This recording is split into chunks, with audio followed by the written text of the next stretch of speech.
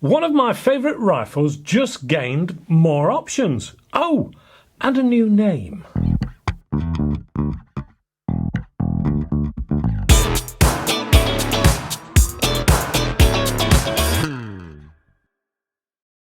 Hello and welcome to AAR On Air. Today is the turn of the new Gamo GX250, and it has more than the air of familiarity about it, and for a very good reason. Let's take a look at just where this has come from, shall we? And then do a few stats and a walk around. Here we have three rifles from Gamo: the Coyote, the GX40 and the new GX250. From here we can see just where this new rifle has found its roots. You see, the Coyote has a longer cylinder and a heavier stock with adjustable cheek riser, etc. But the cost is higher, and then there is the weight point that doesn't suit everyone. Then we have the stalwart GX40, which has always been a firm favourite of mine, and for good reason. There is, in theory, a lower shot count due to the shorter tube length, and its subsequently lower air capacity. Now, to try and please as many individuals as possible, BSA Gamo have wined and dined the Coyote with the GX40, and after getting them a room for the night, the GX250 was born. This has the stock of the GX40 and the main body of the Coyote to give it a higher shot count, but trying to keep the price down. Not a bad idea. But is it all good news? Let's take a closer look at this latest metaphorical love child from Gamo, shall we? If you look at it in isolation, it probably wouldn't immediately be obvious that this is any different from a standard GX40, but that closer inspection does show the longer tube of the Coyote and the higher claimed shot count of 120 in 177 and 135 in 22, which is theoretically quite a jump. Now, I can only say that because this isn't regulated, which means there is likely to be a sweet spot on the pressure range, and whilst this is no bad thing, to get the very best out of the shots, I would say that this claimed number of shots is probably at its extreme. So, I completed a full test on the GX250 and the GX40 to find the sweet spot and filled them up to 232 bar maximum and popped them over the chronograph. Not only did I do this by firing every shot with BSA Gold Star pellets, I repeated the test with two lots of GX250s and two GX40s. Let's take a look at the results, shall we? They've been transferred over to graph format to make it easier to see. The results were partly as I expected and partly quite a surprise. The GX40 took a couple of magazines to get itself up to the highest power level, or feet per second as I was concentrating on, which confirmed my thoughts on the GX40 because I've always found them happiest at a max fill pressure of around 200 bar rather than a full 232 bar. It then kept at this level for around the next 60 to 70 shots. After that, it dropped off like the Duracell bunny, and it would easily be noticeable as a drop at the point of impact, letting you know in no uncertain terms you're ready for a fill-up. The GX250, however, with its larger air cylinder on board, was quite comfortable with a higher starting pressure before starting to slowly drop out at around 90 to 100 shots. At this point, it didn't just drop off the edge, as it were, it slowly lost its power over the next 10 to 15 shots. And you would quite likely find yourself starting to question its accuracy a little, without that definite drop-off. At this point in the testing, you could say that it will get 120 shots out of this GX250, but I would prefer to say it's capable of a good and consistent 90 to 100 shots, certainly in this 177 caliber. So this is an improvement on the shot count over the GX40, but if you then look a little closer, the power on the GX250 is slightly lower than the GX40. Not hugely, but at around 30 feet per second at its peak, with the BSA Gold Stars at 8.64 grains, it equated to an extra 1 foot-pounds. I suppose this slightly lower power level that was being kicked out by the 250 will also help its shot count. But even so, it will give you an extra couple of magazines worth when you're out and about. Now, there is a trade-off for that extra shot count. Weight. There is a slight increase in weight on the GX250. The GX40 tips the scales naked at 3.14 kilograms or 6 pounds 15 ounces. With the GX250, a slightly higher 3.29 kilograms or 7 pounds 3.7 ounces. Now, this may not seem a lot, and indeed it isn't, but it's up front, which means the weight is starting to affect the centre of balance a little. That said, if you put a big heavy scope on it, then the weight difference goes out the window. Yes, all right, the scope is still further back. If you're dressing these up with like for like though, then I would say the difference is slight, but being picky and full disclosure, as is my job, then I would say the GX40 is the one for pest control, with a slightly lower out front weight, and the shot count is more than good enough, which to me leaves the GX250 as a terrific target tool, and specifically bench rest target work, in which case the extra weight is completely irrelevant and the extra shots would be really useful, giving you more target and trigger time between fill-ups. As far as other specifications around the two, they are identical.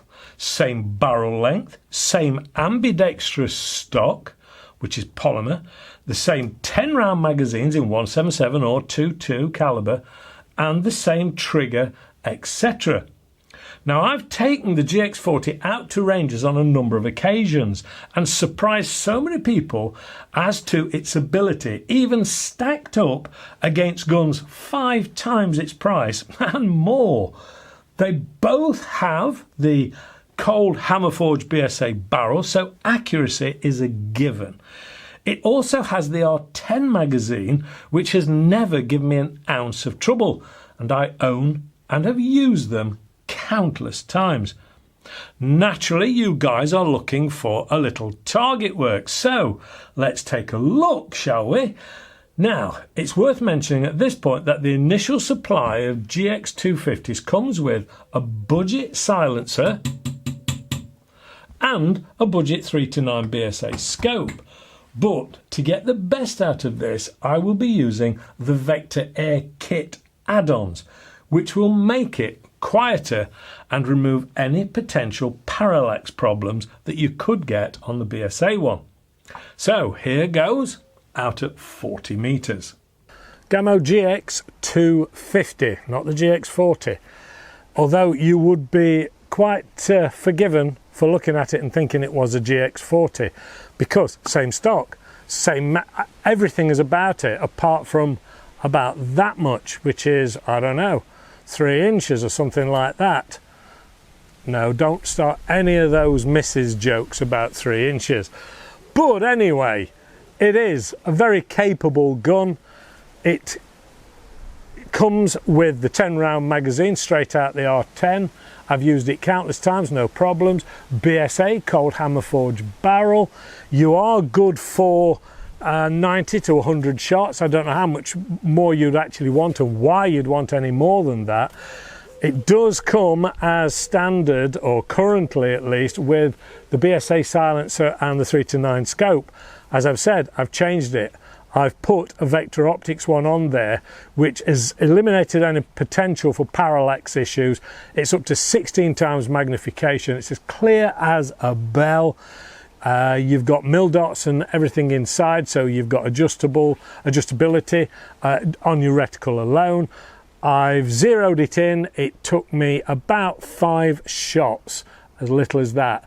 The silencer on it is quieter. It's very, very quiet. We've tried all sorts on the GX40 to find out which was the best silencer, because resonance has a lot to do with it, and we found the decimeter is probably about the best one. And it's cheap, or cheaper than some of the expensive Donny FLs and things like that. So we're going to shoot it. The one thing to point out is I did all those testings on a 177. This is a 2.2. It is breezy today, so a 2.2 might actually help balance things out a little bit. The one thing I can say is I'm actually using exact RS jumbos, because I've gone as light as I can. They're only 13 and a bit grain. That will hopefully give me a flatter trajectory down at 40 meters.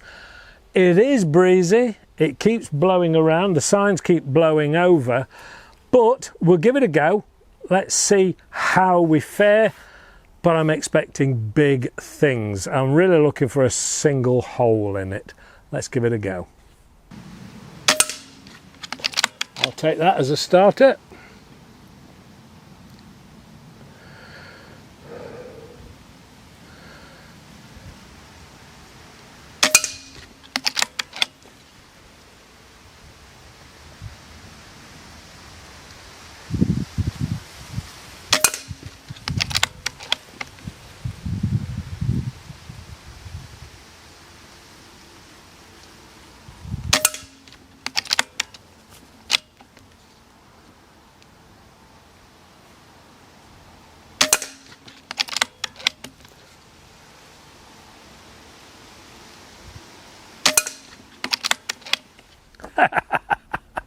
That is about what I expected, to be fair.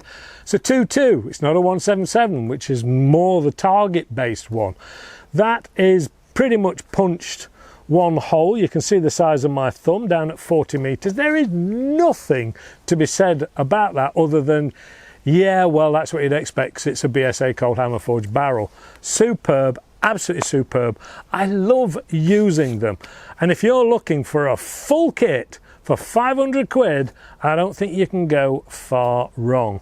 Not unless you're looking for a bullpup, which is a different beast anyway. But there you go. That's it. That is the GX250. You could have called it the GX40 Plus, really, I suppose. But there you go. Resting on the rest, the extra weight on the front, doesn't really matter. Carrying it around all day, yeah, I'd probably go for the GX40. But the 250 is absolutely fine if you're resting. You just don't even know the difference. Lovely, lovely, stable gun. I like it. Back to the studio. Well, I'm not at all surprised. I haven't shot one of these Gamos yet that wasn't accurate. Well, currently the GX250 does come with that Gamo slim silencer and a starter 3-9 BSA scope for £395 UK. Alternatively, this is available in full kit form from Vector Air. This has a parallax beating Hugo scope from Vector Optics, a decimeter silencer that really takes the bark out of it, a Gamo gun bag, pellets, targets, etc.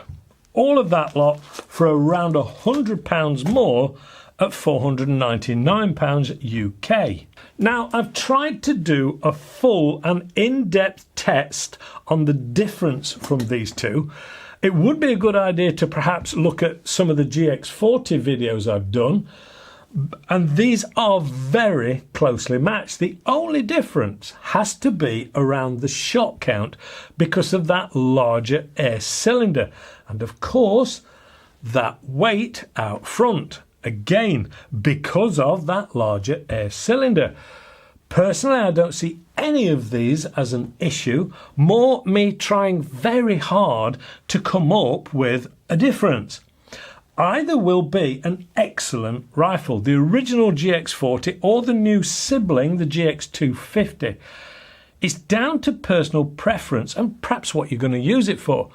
I'm told by BSA the GX250 hasn't been down as a replacement for the GX40, and they will both be part of the BSA Gamo range to give us more choice.